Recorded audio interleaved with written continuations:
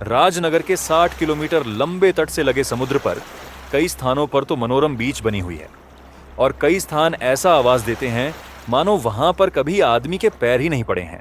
इन सुनसान तटों पर अगर कुछ मिलता है तो सिर्फ अकेलापन, और जवान जोड़े अक्सर इस अकेलेपन की तलाश में सुनसान तटों को आबाद करते हैं। ब्यूटीफुल। देख लिया ना पवन, मैंने पहले ही कहा था कि हमारे हनीमून की सबसे खूबसूरत जगह यही होगी। वाकई रीता डार्लिंग, लेकिन तुमसे ज्यादा खूबसूरत नहीं। अच्छा, अब खामख्वाह की चापलूसी मत करो। जल्दी जल्दी कपड़े बदलो, नहाना है या नहीं? हम लोगों को जल्दी घर भी पहुंचना है। ये चांद, ये सागर और तुम, जल्दी किस गधे को है? सच कहाँ गधों को जल्दी नहीं होती। आहा, रात के वक्त समुद्र में नहाने का मजा बयान नहीं किया जा सकता। अब जल्दी नहीं है? क्यों होगी? अब मजा जो आ रहा है। और तभी रीता, रीता! पवन को समझते देर नहीं लगी कि रीता को किसी समुद्री जानवर ने पानी के नीचे घसीट लिया है। पानी की सतह समुद्री झाग और बुलबुलों से भर गई। फिर बुलबुले भी फूटने लगे और भयभीत पवन की आंखों के सामने सतह पर कुछ उभरने लगा। वो कुछ था रीता की लाश। पवन ने चिल्लाना चाहा, लेकिन उसके गले से आवाज गायब हो चुकी थी। और तभी एक और वस्तु सतह पर उभरी। उसको देखकर पवन का दिमाग आतंक से भर गया। वो सब कुछ भूलकर किनारे की ओर लपका, लेकिन डर से उसके पैर मानो भारी हो गए थे। उसे ठीक से भागा भी नहीं जा सका। उसके पीछे लगी भयावह और विशालकाय आकृति क्रमशः पास आती जा रही थी। अब शायद पवन की जिंदगी के क्षण भी खत्म हो चुके थे। चट्टानों के पीछे से एक खून जमा देने वाली चीख उभरी और धीरे धीरे उस चीख की प्रतिध्वनि भी हवा में घुल गई। अब सिर्फ पानी में किसी के तैरने की आवाज सुनाई पड़ रही थी, और वो भी क्रमशः तट से दूर होती जा रही थी। अगले दिन सुबह उस सुनसान तट पर लोगों की भीड़ जमा थी। पुलिस को न तो इनकी हत्या का कारण पता चल रहा है ध्रुव, और न ही कातिल के बारे में कोई सबूत मिल रहा है। इसीलिए मैंने सोचा कि लाशों को यहाँ से हटाने के पहले तुमको भी घटनास्थल का मुआयना करा दिया जाए। शायद तुम ही ऐसा कोई सूत्र ढूंढ निकालो जो इस दर्दनाक केस को सुलझा सके। ध्रुव की तेज नजरें चारों ओर घूम रही थी और उसका चेहरा गंभीर होता जा रहा था। इस वक्त तो मैं सिर्फ इतना ही बता सकता हूँ कि हत्यारा कोई ऐसा भयानक समुद्री जीव लगता है जो पैरों पर खड़ा हो सकता है और जिसमें आश्चर्यजनक ताकत है। क्या तुम मजाक कर रहे हो क्या? बिल्कुल भी नहीं। देखिए सर, इस युवक की मौत जाहिर है पानी में डूबकर हुई है, लेकिन इसके दाहिने पैर पर खरोंचों के निशान बताते हैं कि पानी के नीचे से किसी समुद्री जानवर ने इसको पैरों से पकड़कर पानी के नीचे घसीटा था। चलो तुम कहते हो तो मान लेते हैं, लेकिन भयानक और पैर? वो समुद्री जीव भयानक अवश्य रहा होगा, क्योंकि उसको देखकर इस युवक ने डर कर भागने की कोशिश की। अब रेत पर पैरों के निशानों को देखिए। युवक के पैरों के साथ साथ चप्पू जैसे पंजों के निशान भी हैं, यानी उस जीव ने इसका पीछा अपने पैरों पर चलकर ही किया। अब आगे देखिए, युवक की लाश के पास युवक के पैरों के निशान गायब हैं और पंजों के निशान और गहरे हो गए हैं। इतना तो मैं भी देख रहा हूँ, पर इससे क्या? इससे ये निष्कर्ष निकलता है कि उस समुद्री जीव ने इस युवक को गर्दन से पकड़कर हवा में उठा लिया, जिससे युवक का दम घुट गया। इससे ये भी जाहिर है कि उस जीव में आश्चर्यजनक ताकत रही होगी। सबूत तो तुम्हारी कहानी में फिट बैठते हैं ध्रुव, लेकिन तुम्हारी भयानक समुद्री जीव वाली थ्योरी मेरे गले नहीं उतरती। जहां तक मैं जानता हूं, ऐसा कोई समुद्री जीव होता ही नहीं है। मेरे ख्याल से इनकी हत्या के पीछे कुछ और राज है, और मैं इसका पर्दाफाश करके ही रहूंगा। ध्रुव ने इस वक्त चुप रहना ही बेहतर समझा, क्योंकि उसको अपनी बात साबित करने के लिए कुछ और सबूतों की जरूरत थी। और उसी शाम उस सुनसान तट से कुछ ही किलोमीटर दूर मछुआरों की बस्ती में। सच है साहिब, 16.25 आना सच। रह तो हम हिंगिया पर 10 साल से रहे हैं, लेकिन ऐसा जानवर हमने पिछले 3 सालों में 2 बार देखा है। हमरे 3 मछुआरों को मार भी चुका है ससुरा। तो तुमने पुलिस में रिपोर्ट क्यों नहीं करी? क्या फायदा है बाबू, वो पाताल लोक का प्राणी है। हमारी पुलिस उसे छू भी नहीं सकती। यही बात हम प्रोफेसर पाटिल से भी कहे थे साहब। मशहूर समुद्र शास्त्री प्रोफेसर पाटिल? हाँ साहिब, वो रहा उनका बंगला। अब हम जाएं साहिब, बहुत काम पड़ा है। हाँ, जाओ भाई, बहुत बहुत धन्यवाद। मशहूर समुद्र शास्त्री प्रोफेसर पीपी पाटिल का बंगला यहाँ पर। इसको कहते हैं किस्मत। अगर इस केस में कोई मेरी मदद कर सकता है तो सिर्फ प्रोफेसर पीपी पाटिल। कुछ ही देर बाद ध्रुव प्रोफेसर पाटिल के बंगले में खड़ा था। प्रोफेसर पाटिल घर पर हैं? आपका नाम सर? मेरा नाम ध्रुव है। इसको देखकर तो कोई इस घर में घुसने की सोचता भी नहीं होगा। सर, कोई मिस्टर ध्रुव आपसे मिलना चाहते हैं, कहें तो। गधे कहीं के, तुमने उसको अंदर कैसे आने दिया? तुम जानते हो कि मैं शाम के वक्त सुबह का अखबार पढ़ता हूं। अपने मिस्टर ध्रुव को उठाकर बाहर फेंक दो। लेकिन ध्रुव जहां अपनी मर्जी से आता था वहां से वो अपनी मर्जी से ही वापस जाता था। मुझे खेद है प्रोफेसर साहब कि मुझे आपके घर में आकर आपके नौकर के साथ बदसलूकी करनी पड़ी। मुझे आपसे एक गंभीर समस्या के हल के लिए कुछ सवाल पूछने हैं। अगर आप मेरी मदद कर सकें तो मैं आपका अत्यंत आभारी होऊंगा। मेरा नाम super commando Dhruv. Super commando Dhruv, of course. वही मैं सोच रहा था कि मैंने तुमको पहले कहां देखा है। अभी याद आया कि मैंने तुम्हारी फोटो कई बार अखबारों में देखी है, लेकिन एकदम से सामने देखकर मैं तुमको पहचान नहीं पाया। मैं तुम्हारा बहुत बड़ा फैन हूं, प्रशंसक। पर तुम खड़े क्यों हो? और शीघ्र ही प्रोफेसर पाटिल ध्रुव से ऐसी बात कर रहे थे मानो वे दोनों वर्षों पुराने दोस्त हों। बिल्कुल नहीं, ऐसा कोई जीव संभव ही नहीं है। मैंने भी जब इस क्षेत्र में ऐसे समुद्री जीव के बारे में सुना तो मैंने पूरी गहराई से छानबीन की, लेकिन नतीजा शून्य निकला। पर वे पंजों के निशान? वे निशान बड़ी चिड़िया के पंजों के भी हो सकते हैं। ऐसी चिड़िया अक्सर मछलियों की तलाश में समुद्र तट पर आती रहती हैं। और वे हत्याएं किसने की? मेरे ख्याल से उन दोनों ने आत्महत्या की है। खैर, मैं कोई तुम्हारी तरह अपराध विशेषज्ञ तो हूं नहीं, पर यह पक्का है कि ऐसे किसी समुद्री जीव का अस्तित्व संभव ही नहीं है। थैंक यू प्रोफेसर, अब मैं चलूंगा। अच्छा, फिर जरूर आना ध्रुव। Good luck. मछुआरे कहते हैं कि उन्होंने ऐसा प्राणी देखा है, और प्रोफेसर पाटिल के हिसाब से ऐसा प्राणी संभव ही नहीं है। दोनों में से सही कौन है, ये पता लगाने का एक ही तरीका है, और वो तरीका आजमाने का सही वक्त आज ही है।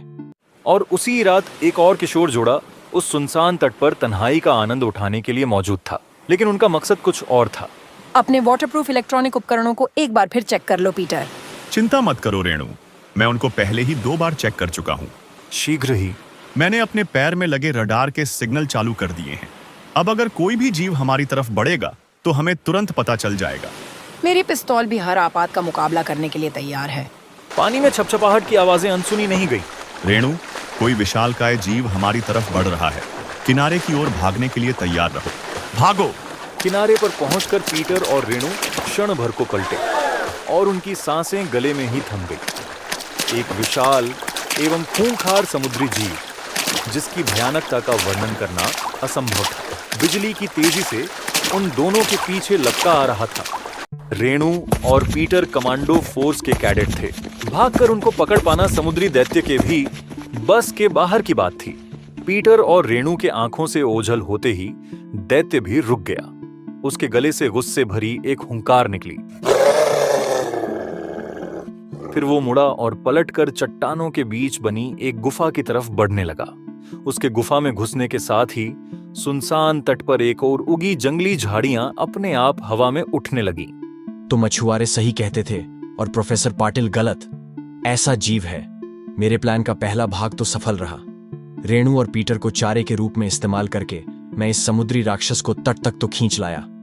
अब देखना यह है कि ये असली है या फिर खाल पहने हुए कोई दैत्याकार आदमी। ध्रुव सधे हुए कदमों से गुफा के अंदर घुसा। यहाँ तो बहुत अंधेरा है, कोई आवाज तक नहीं आ रही है। लगता है दैत्य और अंदर। और इससे पहले कि ध्रुव की आंखें अंधेरे में देखने की अभ्यस्त हो पाती, एक शिकंजा उसके बदन पर आकर कस गया। लेकिन ध्रुव के तेज दांतों ने उसको लगभग तुरंत ही आजाद करा दिया। गुलाबी खून। ध्रुव ने तुरंत ही पलटकर वार किया, क्योंकि इस वक्त हमला ही सबसे अच्छा बचाव था।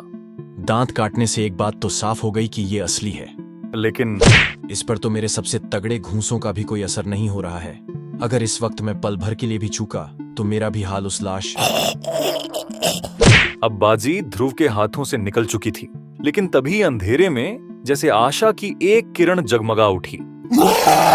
हिंसक रूप से ध्रुव को मार रहा दैत्य पल भर के लिए लड़खड़ाया और ध्रुव ने अपना पैतरा बदल दिया। ये हम्फ कमजोर पड़ रहा है, यानी पानी से ज्यादा देर हम्फ बाहर रहने पर इसकी ताकत क्रमशः खत्म हो जाती है।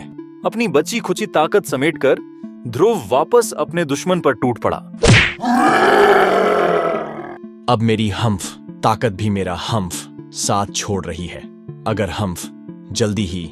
लेकिन अब तक समुद्री दैत्य भी समझ गया था कि जितनी देर तक वो यहाँ रुकेगा, उसके पकड़े जाने की संभावना उतनी ही बढ़ती जाएगी। वो पलटकर गुफा के अंदर की तरफ भागा। थकान से हाँफ रहा ध्रुव भी उसके पीछे कमजोर कदमों से लपका। ये बाहर जाने के बजाय अंदर क्यों? लेकिन अंधेरे में लड़खड़ाते कदमों से भागने का जो परिणाम हो सकता है वही हुआ। ध्रुव का सिर एक उभरी चट्टान से टकराया और उसके दिमाग पर धीरे धीरे अंधेरे की चादर छाने लगी। इसी बीच ध्रुव के प्लान में सिर्फ यही एक खराबी थी कि उसने हमसे सचमुच में भाग जाने को कहा था। उसका सोचना एकदम ठीक था पीटर। अगर उस दैत्य को पल भर के लिए भी शक हो जाता तो वो पानी से कभी बाहर ना आता। लेकिन अब 8 मिनट बीत चुके हैं। अब हमको प्लान के मुताबिक वापस उसी जगह पहुंच जाना चाहिए। यू आर राइट, जल्दी आओ। गुफा में जब ध्रुव की आंखें खुली, ध्रुव, तुम ठीक तो हो? रेणु, पीटर, लेकिन वो समुद्री दैत्य कहाँ है? पता नहीं। जब हम तुम्हारे पैरों के निशान देखते हुए यहाँ तक आए तो यहाँ पर तुम्हारे अलावा और कोई नहीं था। वो अंदर की तरफ भागा था। आओ मेरे साथ। संभल कर आना पीटर, पता नहीं आगे क्या। तभी जमीन एकदम से चिकनी हो गई और ध्रुव नीचे आ गिरा। ओह ध्रुव, हमको टॉर्च लेकर आना चाहिए था पीटर। मुझे क्या पता था कि हमको गुफा के अंदर घुसना पड़ेगा, पर घबराओ मत, मेरे पास माचिस है। मैं ठीक हूँ रेणु। यहाँ पर कोई झील बनी हुई है, इसलिए मेरा पैर किनारे पर जमी खाई पर से फिसल गया। मैं ऊपर आ रहा हूँ। जब ध्रुव संभल कर ऊपर आया तो उसके हाथ में कुछ था। ये क्या है? मछली? हाँ रेणु, ये एक खास किस्म की मछली है जो सिर्फ इसी सुनसान तट के समुद्र में ही पाई जाती है। वो तो समझी, लेकिन इससे दैत्य का क्या संबंध? इस मछली का इस झील में होना ये साबित करता है कि कोई भूमिगत सुरंग इस झील को समुद्र से जोड़ती है और वो समुद्री दैत्य इसी सुरंग द्वारा वापस समुद्र में भाग गया है। पर वो इस गुफा में आया ही क्यों? कुछ लेने। उधर देखो, जमीन पर एक चौकोर गीला निशान। यहाँ पर पानी से निकालकर कुछ रखा गया था, शायद कोई बॉक्स, और वो राक्षस यहाँ पर इसी बॉक्स को लेने आया था। पर समुद्री जीव का बॉक्स से क्या काम? ये सारी बातें एक ही ओर इशारा करती हैं पीटर, कि राक्षस के आड़ में कोई खतरनाक और गैरकानूनी खेल खेला जा रहा है, और जो लोग ये खेल खेल रहे हैं उनके लिए किसी की जान लेना बाएं हाथ का खेल है। और फिर अगले दिन सुबह मैंने न केवल उस राक्षस को अपनी आंखों से देखा है सर, बल्कि उससे 2-2 हाथ भी किए हैं। तो इन सब से तुम क्या निष्कर्ष निकालते हो? स्मगलिंग सर, तस्करी। उस राक्षस का प्रयोग तस्करी के माल को इधर उधर पहुंचाने के लिए किया जा रहा है। शायद तुम ठीक कह रहे हो। राजनगर के सारे तट वैसे भी इस तस्करी के लिए काफी बदनाम हैं। तो समुद्री राक्षस को पकड़ने के लिए आप क्या करने की सोच रहे हैं? फिलहाल कुछ नहीं। मेरे ख्याल से राक्षस को पकड़ना आसान नहीं होगा, और अगर हम उस तस्कर तक ही पहुंच जाएं जो समुद्री राक्षस का उपयोग कर रहा है तो राक्षस अपने आप ही हमारी गिरफ्त में आ जाएगा। आप उस तस्कर को जानते हैं क्या? नहीं, लेकिन मैं इतना जरूर जानता हूं कि ये सारी तस्करी एक विदेशी जहाज द्वारा की जाती है जो हमारी समुद्री सीमा के ठीक बाहर अंतरराष्ट्रीय सागर में खड़ा है। हम उस पर बराबर नजर रखे हुए हैं, परंतु फिर भी न जाने कैसे हमारे शहर में तस्करी का माल लगातार आ रहा है। आपका शक किस पर है? रतन बांसुरिया पर। पहले वो बांसुरी बेचकर अपना गुजारा किया करता था, लेकिन पिछले 4 सालों में उसने तस्करी से अपार दौलत जमा की है। दुर्भाग्यवश हम कभी उसके खिलाफ ठोस सबूत इकट्ठे नहीं कर सके।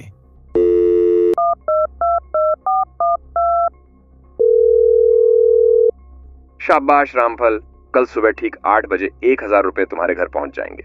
हम तो आपके सेवक हैं बॉस।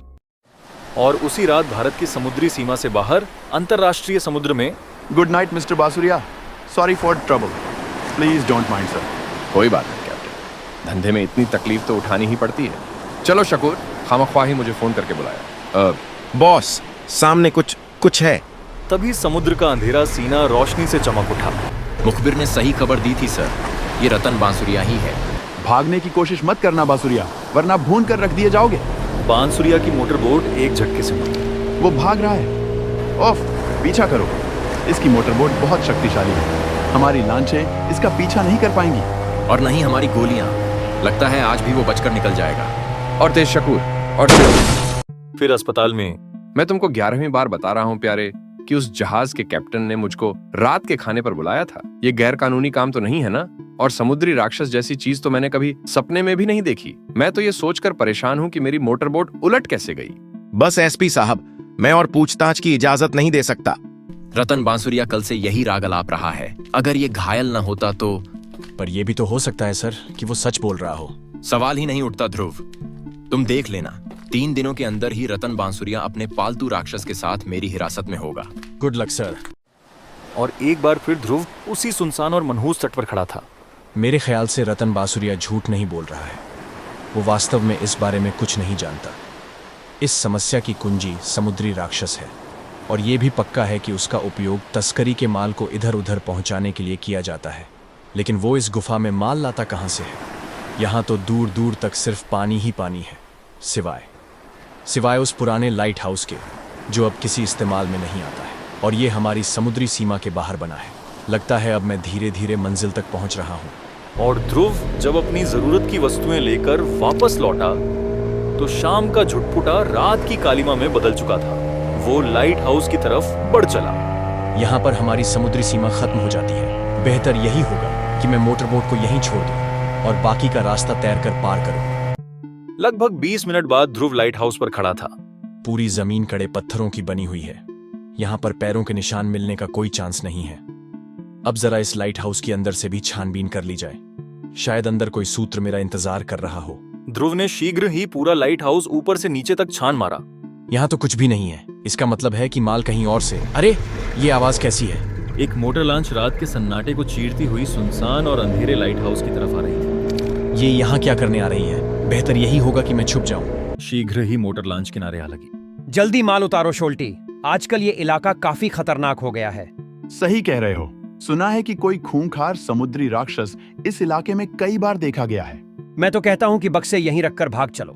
क्या यानी इन तस्करों का समुद्री राक्षस से कोई संबंध नहीं है? ये केस तो उलझता ही जा रहा है।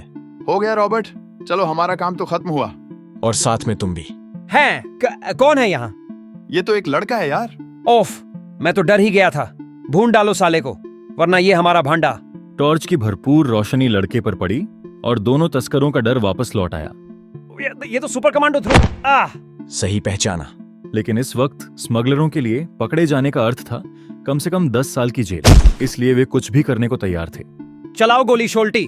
गोली दगी, लेकिन ध्रुव ऐसी परिस्थिति से न जाने कितनी बार दो चार हो चुका था। वो हवा में उछला और मेरी टॉर्च।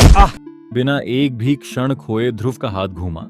टॉर्च और पिस्टल एक कोने में जा गिरी। अरे ये क्या कर रहे हो? नीचे उतारो, मुझे नीचे उतारो। अभी लो, जमीन पर गिरने से तुम्हें चोट लग जाएगी, इसलिए तुम अपने दोस्त का इस्तेमाल करो। आखिर दोस्त ही दोस्त के काम आता है। बस मेरे बाप, अब तो सारे बदन की हड्डियां अस्पताल का रास्ता पूछ रही हैं। अगर तुम अपने होश में ही अस्पताल पहुंचना चाहते हो तो जो मैं पूछूं तुम शांति से बताते जाओ। मैं बिना पूछे ही बता देता हूँ, वरना तुम फिर मारपीट कर पूछोगे। हम नशीली वस्तुओं की तस्करी करते हैं। हमारा माल सिंगापुर से जहाज द्वारा वाटरप्रूफ बॉक्सों में पैक होकर आता है। हमारा जहाज भारत की समुद्री सीमा के ठीक बाहर खड़ा रहता है। हमारा काम मोटर लॉन्च से माल यहां तक छोड़ जाना है। आगे इस माल का क्या होता है हमको नहीं पता, चाहे जिसकी कसम खिला लो। इसकी जरूरत नहीं है। मेरे सामने अपराधी सिर्फ सच ही बोलते हैं। परंतु एक बात का मुझे अफसोस है दोस्तों। किस बात का? कि मुझे अपना वादा तोड़ना पड़ेगा। तुम होश में अस्पताल नहीं पहुंच पाओगे। बिजली को भी मात देने वाली गति से ध्रुव के दोनों हाथ उठे। एक एक बार ही दोनों को सपनों की दुनिया में पहुंचाने के लिए काफी था। ये दोनों तो गए। अब मैं अगर इनको पुलिस के हवाले करूंगा तो इनके साथी सतर्क हो जाएंगे और फिर हमको ये कभी पता नहीं चल पाएगा कि ये माल हमारे देश के अंदर कैसे पहुंचता है। लेकिन इनको यहां पर ऐसे छोड़ा भी तो नहीं जा सकता। अब आइडिया, इनको छुपाने के लिए इससे बढ़िया जगह हो ही नहीं सकती। और 5 मिनट बाद ध्रुव लाइट हाउस के टावर पर बैठा था। अब देखूं कि इस माल को लेने कौन आता है। ध्रुव को ज्यादा देर इंतजार नहीं करना पड़ा। शीघ्र ही एक विशालकाय आकृति समुद्र से निकलकर लाइट हाउस की तरफ बढ़ रही थी। ये तो वही समुद्री राक्षस है, यानी मैं सही लाइन पर सोच रहा हूँ। दैत्य थोड़ी देर तक बक्सों के पास रुका। न जाने क्यों आज उसे कुछ शक हो रहा था, लेकिन आखिरकार उसने वाटरप्रूफ बक्सों को खिलौनों की तरह बगल में दबाया और वापस समुद्र में घुसने लगा। 1 मिनट बाद एक और आकृति पानी में कूदी। ये राक्षस ही मुझको उस दूसरे राक्षस तक पहुंचाएगा जो नशीले पदार्थों के जरिए हमारे युवाओं के दिमाग को खोखला कर रहा है। शीघ्र ही वो रहा राक्षस, लेकिन ये तो 2 बक्सों के भार के बावजूद काफी तेजी से तैर रहा है। मैं तैरकर इसका पीछा नहीं कर पाऊंगा। अगले ही पल ध्रुव ने एक पिस्तौल नुमा हथियार अपने भागते शिकार पर ताना। इससे निकलने वाला माइक्रो ट्रांसमीटर राक्षस के शरीर से चिपककर मुझे सिग्नल भेजता रहेगा और मुझे बिना इसका पीछा किए पता। ओह, इससे पहले कि माइक्रो ट्रांसमीटर राक्षस तक पहुंच पाता, एक बड़ी मछली राक्षस के आगे आ गई और ट्रांसमीटर मछली पर चिपक गया। इसको कहते हैं खराब किस्मत, लेकिन मैं भी तो गधा हूं। अगर मैं ये ट्रांसमीटर पहले ही बक्सों पर चिपका देता तो ये नौबत ही क्यों आती। लेकिन मुझे भी क्या पता था कि वो राक्षस स्पीड बोट से भी तेज तैरता है। अब तो वो भी नजरों से ओझल हो चुका है, लेकिन वो भाग कर जाएगा कहाँ मेरे चंगुल से। माल रखने तो वो उस गुफा में ही जाएगा। मैं उसका पीछा वहां से दोबारा कर सकता हूँ। और यहीं पर ध्रुव गच्चा खा गया, क्योंकि गुफा में कुछ नहीं है। उस राक्षस को माल लेकर यहाँ पर कम से कम 10 मिनट पहले पहुंच जाना चाहिए था। लेकिन अगर वो यहाँ नहीं आया तो वो आखिर गया कहाँ? और मैं घूम फिर कर वापस वहीं आ गया। अब अगर 1 घंटे के अंदर अंदर मैंने अपराधियों को न पकड़ लिया तो सारा खेल चौपट हो जाएगा। 1 घंटे के अंदर ऐसा क्या हो गया है? 1 घंटा तो ये समझाने में ही निकल जाएगा। पुलिस हेडक्वार्टर से कोई खबर आई है क्या? हाँ, रतन बांसुरिया ने बयान दिया है कि सिंगापुर प्राइड के कैप्टन ने उसे फोन द्वारा सौदा करने के लिए बुलाया था, लेकिन सौदा पटा नहीं और वापस आते समय उसे पुलिस और तटरक्षकों ने पकड़ लिया। लेकिन समुद्री राक्षस के बारे में कुछ भी जानने से उसने साफ इनकार कर दिया। ओफ, ये सब तो मैं पहले भी सुन चुका हूँ। इनमें कोई बात भी ऐसी नहीं है जो अपराधी तक पहुंचने में मेरी मदद कर सके। ऐसे हिम्मत मत हारो ध्रुव। तुम इस केस के बारे में एकदम शुरू से सोचो। कहीं ना कहीं ऐसा कोई सूत्र जरूर होगा जिसे तुम नजरअंदाज कर गए हो। शायद तुम ठीक कह रही हो। देखो, सबसे पहले मैं दोनों लाशों को देखने उस तट पर गया। उस वक्त एसपी साहब ने मेरी बात नहीं मानी, इसलिए मैं और सबूत ढूंढने उस शाम मछुआरों की बस्ती में गया। उनसे बातचीत के दौरान मुझे पता चला कि मशहूर समुद्र शास्त्री प्रोफेसर पाटिल का बंगला वहीं पास में है। मैं प्रोफेसर पाटिल से मिलने उनके बंगले जा पहुंचा। थोड़ी मुश्किल के बाद मेरी उनसे मुलाकात हुई। वे अपने इंडोर स्विमिंग पूल के बगल में बैठे अखबार पढ़ रहे थे। उन्होंने ऐसे जीव का अस्तित्व होना असंभव बताया। फिर मैं तुम्हारे और पीटर के साथ उसी सुनसान तट पर पहुंचा। वहां पर मैं वो मारा। Renu, you are a genius. मैंने क्या किया? तुमने मुझे वो रास्ता दिखाया जिसने मुझे मंजिल तक पहुंचा दिया। पर हम जा कहाँ रहे हैं? ऐसे आदमी के पास जो हमें असली अपराधी के दर्शन कराएगा। बाकी बातें मैं तुमको रास्ते में बताता चलता हूँ। ध्यान से सुनो। और शीघ्र ही। ये हम कहाँ आ गए ध्रुव? प्रोफेसर पाटिल के बंगले पर। देखो, सामने ग्लास पार्टीशन के पार प्रोफेसर पाटिल स्विमिंग पूल के पास बैठे हुए हैं। तुम यहीं मेरा इंतजार करो और जरूरत होने पर ही अंदर आना, वरना नहीं। बाकी सारी स्कीम तो ठीक से समझ ली ना? तुम फिक्र मत करो, मैं तुम्हारा खेल नहीं बिगाड़ूंगी। अंदर। अरे ध्रुव, आओ आओ, नाश्ता करो। मैं नाश्ता ही करने जा रहा था। सुबह सुबह क्या काम आ पड़ा मुझ गरीब से? मैं आपसे कुछ मांगने आया हूँ प्रोफेसर। मांगने? अरे हुक्म करो। तुम जैसे देशभक्त पर तो मैं जान भी निछावर कर सकता हूँ। जान फिर कभी ले लूंगा। फिलहाल तो मुझको ये दोनों वाटरप्रूफ बक्से चाहिए। बक्से? हाँ, तुम्हारे टेबल के किनारे पड़े पानी ने मुझको खुद ही बता दिया कि दोनों बक्से इस वक्त कहाँ पर हैं। यानी तुम न जाने कैसे मेरा राज जान गए हो? तो बच्चे, तुम ये भी जानना चाहते होगे कि वो समुद्री राक्षस इस वक्त कहाँ पर है। लो देखो। प्रोफेसर पाटिल ने चुटकी बजाई। स्विमिंग पूल के तल में बने मैनहोल का ढक्कन एक तरफ सरक गया और उसमें से एक भयंकर आकृति प्रकट हुई। इससे पहले कि ध्रुव अपनी पलकें तक झपका पाता, आओ, ठीक वैसा ही हो रहा है जैसा कि मैंने अनुमान लगाया। गॉड! दैत्य ने ध्रुव को संभलने का मौका तक नहीं दिया। ध्रुव मुसीबत में फंस गया। मुझे उसकी मदद नहीं।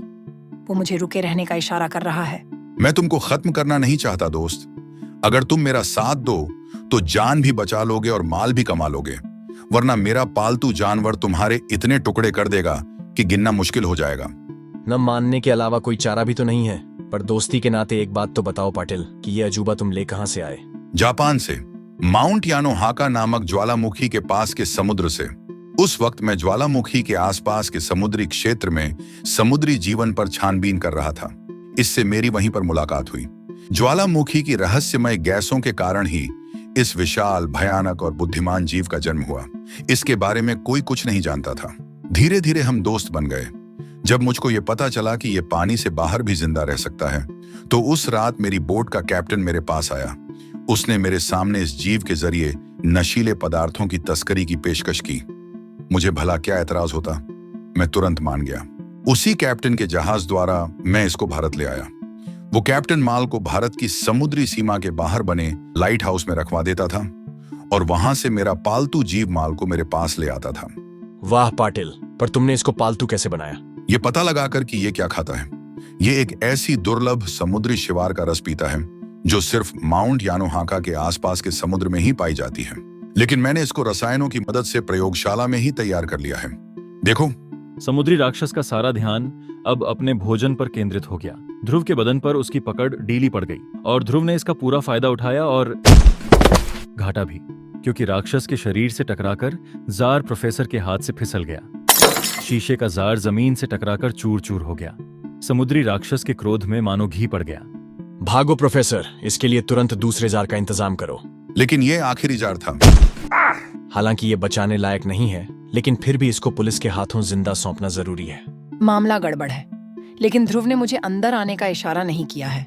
लेकिन लगता है कि पुलिस पार्टी को सिग्नल भेजने का समय आ गया है। तुम इसको रोक नहीं पाओगे ध्रुव। नहीं प्रोफेसर, ये जितनी देर पानी से बाहर रहता है, इसकी ताकत उतनी ही कम होती जाती है। अगर मैं इसको स्विमिंग पूल में वापस कूदने से रोक सकूं, तो मैं इस पर काबू पा लूंगा। लेकिन इस बार समुद्री दानव को पानी से बाहर निकले हुए ज्यादा वक्त नहीं हुआ था और भूख ने उसके क्रोध को और ज्यादा भड़का दिया था। अब पिस्तौल का इस्तेमाल करने के अलावा और कोई चारा नहीं है, वरना मैं या प्रोफेसर कोई भी जिंदा नहीं बच पाएगा।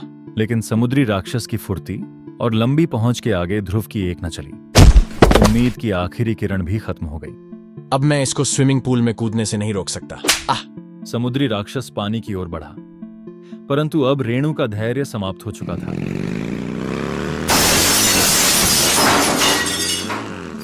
वो शीशा टूटने की कर्ण कटु आवाज सुनकर पलटा। मेरा पहला काम इसको स्विमिंग पूल में कूदने से रोकना है। और अगले ही पल रेणु ने मोटरसाइकिल को गिरा दिया। टंकी से पेट्रोल तेजी से बहकर बाहर आने लगा। आग का एक छोटा सा अंगारा भी अब बहुत था। शाबाश रेणु, ये आग के पार कूदने की कोशिश नहीं करेगा। सभी जानवर आग से डरते हैं। अब मैं इस पर काबू पा सकता हूँ। ध्रुव अपनी सारी शक्ति समेटकर दैत्य पर टूट पड़ा। ध्रुव के शक्तिशाली वारों और आग के बीच घिरे राक्षस के दिमाग ने काम करना बंद कर दिया। उसकी शक्ति क्षीण हो रही थी। थकान से उसके पैर लड़खड़ाए और वो आग में जा गिरा। ओह, ये क्या हुआ? इस दुर्लभ जीव को बचाना बहुत जरूरी है। ध्रुव अपनी जान पर खेलकर आग में घुस गया और एक सधे हुए वार से समुद्री राक्षस स्विमिंग पूल में लुढ़क गया। भाप के बादल चारों तरफ छा गए, लेकिन तब तक देर हो चुकी थी। समुद्री राक्षस मर चुका था। ये सब तुम्हारी वजह से हुआ है पाटिल। तुम्हारे नीच कामों में साथ देने के कारण ही इस दुर्लभ जीव को जान गंवानी पड़ी। ये सब क्या हो रहा है ध्रुव? आइए सर, इनसे मिलिए। ये हैं प्रोफेसर पीपी पाटिल, आपके असली मेहमान। ये झूठ बोल रहा है एसपी साहब। मेरा इन बक्सों में भरी ब्राउन शुगर से कोई वास्ता नहीं है। ये लड़का मुझको फंसाने के लिए खुद ही इन बक्सों को लेकर यहाँ आया था। शांत प्रोफेसर शांत। ये तुमसे किसने कहा पाटिल कि इन बक्सों में ब्राउन शुगर भरी है? तो इनमें क्या है? इनमें है तुम्हारे काले कारनामों के 2 गवाह, रॉबर्ट और शोल्टी। ब्राउन शुगर तो वहीं पुराने लाइट हाउस में ही रखी है। अब समझी रेणु कि मेरे पास सिर्फ 1 घंटे का समय क्यों था। घंटे भर में बक्सों में बंद रॉबर्ट और शोल्टी होश में जरूर आ जाते। फिर ये पाटिल को सब कुछ बता देते और हमारे पहुंचने से पहले ये लोग सारे सबूतों को ठिकाने लगा देते। प्रोफेसर पाटिल ने भी समझ लिया था कि अब निर्दोष होने का ढोंग करना बेकार है। ये बंगला और स्विमिंग पूल मैंने खास तौर से तस्करी के लिए बनवाया था।